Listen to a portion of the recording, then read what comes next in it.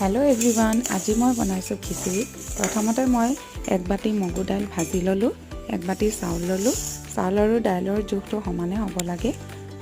ভঙা কেৰাটী চাউল দি বনাইছোঁ, তেতিয়া বিৰাটেই সোৱাদ হয় খিচিৰিখিনি খাবলৈ।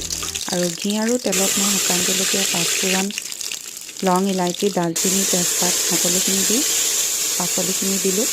নিমখ, হালধি, পাচলিত দিছোঁ ৰঙালাও, নতুন আলু, গাজৰ, মটৰ, বিন, ফুলকবিও দিব পাৰে। ৰুকি লোৱা আদা আৰু ডাঙৰ ডাঙৰকৈ কাটি লোৱা আদাও দিছোঁ। আদাটো স্কিপ কৰিলে বেয়া লাগে খাবলৈ, খিচিৰিত আদাটো দিলেহে ভাল লাগে। আৰু তিয়াই থৈ দিয়া চাউল আৰু দাইলখিনি মই দি 5 মিনিট সময় ভাজিলোঁ।